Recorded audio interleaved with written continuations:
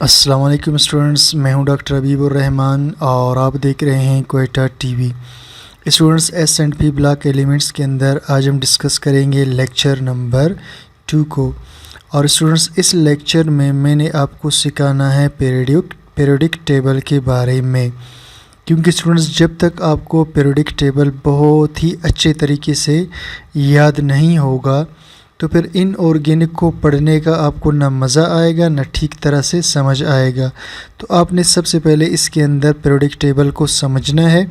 और periodic table को समझने के लिए स्टूडेंट्स हो सकता है इस लेक्चर के ये पार्ट 1 हो जाए और इसके बाद मैं इसका पार्ट 2 भी आपके साथ डिस्कस करूं, क्योंकि एक ही लेक्चर में ये काफ़ी लंबा हो जाएगा।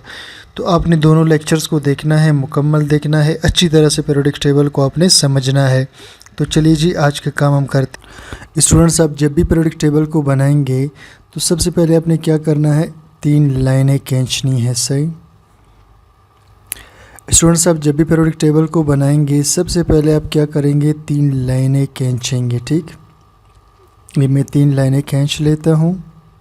ये अब इसके मैं स्टूडेंट्स बनाऊंगा 6 खाने। सही, 1 2 3 4 5, ये ज़्यादा बन चुके हैं तो मैं इसको छठा खाना थोड़ा सा बड़ा रख लेता हूँ। अब स्टूडेंट्स, आपने क्या करना है, पहला कोना छोड़ के दूसरा छोड़ के तीसरे कोने से आपने एक लाइन खींचनी है और इसके बीच में आपके कम से कम इस तरह के 10 खाने आने चाहिए। 1 2 3 4 5 6 7 8 9 और 10। अब आप क्या करें, इस 10वें खाने को आप ऊपर की जानिब भी खींच ले और नीचे भी खींच ले। फिर आपने 6 लाइनें मज़ीद यहाँ पर ड्रा करनी है। सही, 1 2, स्टूडेंट्स थोड़ा सा टेढ़ी होंगी लाइनें। 1, ये हो गए 3, ये 4, ये 5 और ये 6। अब आप क्या करें स्टूडेंट्स, ये जो लाइन था इसे आखिर तक ले जाएं। इसके बाद जो नेक्स्ट लाइन है इसको भी आखिर तक आप ले जाएं। फिर नेक्स्ट लाइन को भी आखिर तक आप ले जाएं। फिर नेक्स्ट लाइन को भी आप आखिर तक ले जाएं और उसके बाद जो लास्ट लाइन है इसे भी आप खींच कर बिल्कुल आखिर तक ले जाएं। ठीक, फिर स्टूडेंट्स इस लाइन के सीध में यहाँ पर भी आप लाइन खींचेंगे और ये ऊपर वाले लाइन के सीध में भी आप एक लाइन खींचेंगे। ठीक, यहाँ तक होने के बाद आप ये बीच की लाइनें खींच ले स्टूडेंट्स, ये जो 10 खाने अपने बनाने हैं। ठीक, इसको भी खींच ले। अब आप क्या करेंगे स्टूडेंट्स, ये जो किनारा है ये वाला, ठीक है, यहाँ से आप एक डब्बा ऊपर बना दें और यहाँ से भी एक डब्बा ऊपर बना दें।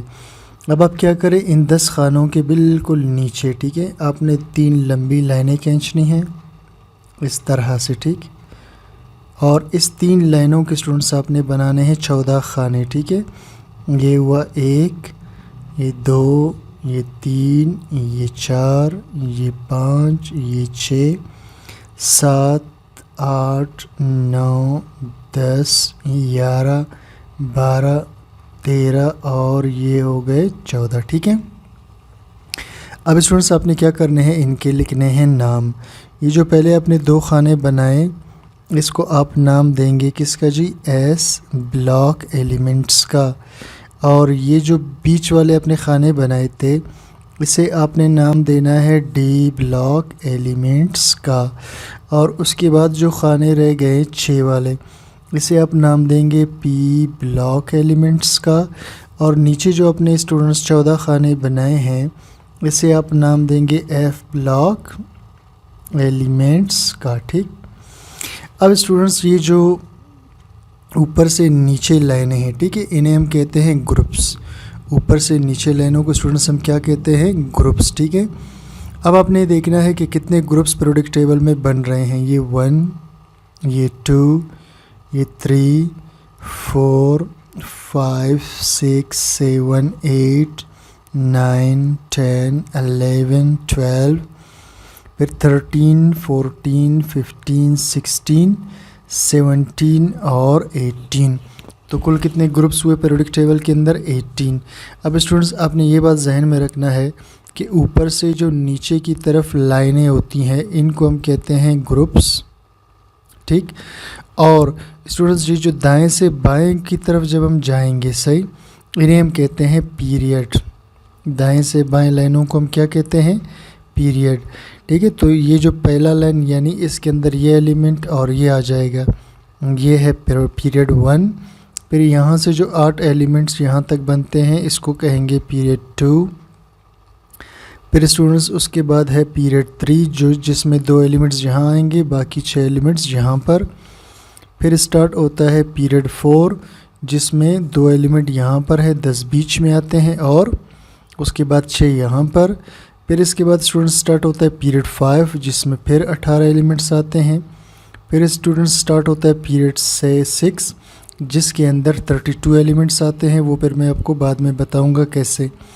और पीरियड 7 के अंदर भी तकरीबन 32 एलिमेंट्स ही आते हैं। अब स्टूडेंट्स इसके बाद आपने क्या करना है कि पीरियोडिक टेबल की आपने नंबरिंग करनी है, ठीक है। एटॉमिक नंबर्स लिखने, यहाँ आप लिखेंगे 1, यहाँ 2, फिर यहाँ 3, 4। उसके बाद आपने लिखना है 5, 6, 7, 8, 9, 10। फिर आपने लिखना है 11, 12, फिर 13, 14, 15, 16, 17 और 18। फिर आप लिखेंगे 90, 20, फिर 21, 22, 23।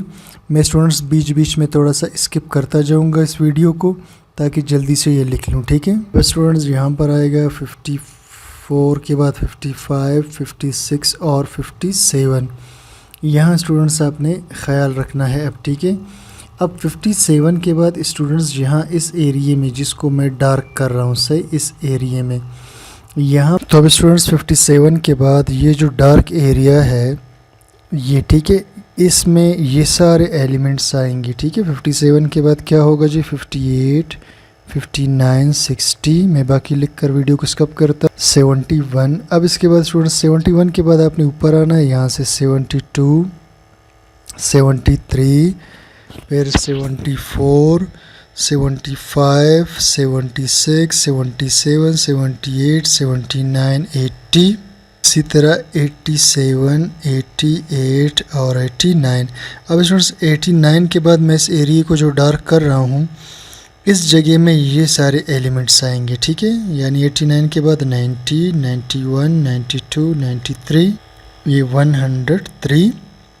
फिर स्टूडेंट्स आप वापस ऊपर आएंगे 104, 105, 106, 107, 108, ये स्टूडेंट्स 118 तक, सही। अब ये जो स्टूडेंट्स मैंने जितने भी ये ग्रीन कलर में जो नंबर लिखे हैं, असल में ये नंबर है क्या चीज़? ये एलिमेंट्स के एटॉमिक नंबर हैं। और अगर आपको पता नहीं कि एटॉमिक नंबर क्या है तो भाई एटॉमिक नंबर हम कहते हैं नंबर ऑफ प्रोटॉन्स, यानी प्रोटॉन की तादाद जो किसी भी एटम के न्यूक्लियस के अंदर मौजूद हो, सही। अब स्टूडेंट्स ये चीज़ जहन में रखना कि ये जो हमने नीचे की तरफ 2 लाइनें बनाई हैं, सही, इसमें से ऊपर वाली लाइन को हम कहते हैं लेंथेनाइड सीरीज़। क्या कहते हैं इसको? इसको हम कहते हैं लेंथेनाइड सीरीज़, इस सिलसिले को, ठीक है। क्योंकि ये स्टार्ट कहाँ से हो रहा है? 57 पे जब आप आते हैं तो यहाँ एक एलिमेंट होगा लेंथेनम, जो मैं आपको बाद में बताऊँगा, सही। तो लेंथेनाइड इसको इसलिए कहते हैं कि लेंथेनम के बाद स्टार्ट होते हैं। इसी तरह स्टूडेंट्स नीचे वाले जो 14 है एलिमेंट्स, इसको कहते हैं एक्टिनाइड सीरीज़। अब इसलिए इसको एक्टिनाइड सीरीज़ स्टूडेंट्स बोलेंगे क्योंकि यहाँ पर एक एलिमेंट होता है एक्टिनाइड, ये इसके बाद स्टार्ट होते हैं, तो इसको कहेंगे एक्टिनाइड सीरीज़। और स्टूडेंट्स ये जो बीच में आपको 10 खाने नज़र आ रहे हैं, ठीक है, इनको ट्रांजिशन एलिमेंट्स या इनको कहते हैं आउटर ट्रांजिशन एलिमेंट्स। और जो बाहर एलिमेंट्स की ये जो 2 सीरीज़ हैं, ये स्टूडेंट्स जो 2 सीरीज़ है इसको कहते हैं इनर ट्रांजिशन एलिमेंट्स। क्या कहते हैं इनको स्टूडेंट्स? Inner transition elements. अब स्टूडेंट्स एक बात आपके जहन में ये पैदा होगा कि ये 2 जो लाइनें हैं ये तो पीरियोडिक टेबल से बाहर हैं, तो इनको आउटर कहना चाहिए था, इसके बजाय ने इनर क्यों कह रहे? तो भाई इनको इनर इसलिए कहते हैं एफ ब्लॉक को क्योंकि असल में इन एलिमेंट्स ने इस एरिए में आना था। इस एरिया का मतलब है कि डी ब्लॉक के एलिमेंट्स के बीचों बीच इन्होंने आना था। तो चूंकि इस एफ ब्लॉक ने इस एरिया में डी के अंदर आना था, तो इसलिए इसको कहेंगे इनर, और डी के जो बाकी एलिमेंट्स होंगे ये गिर्द गिर्द इसको कहेंगे आउटर ट्रांजिशन एलिमेंट्स।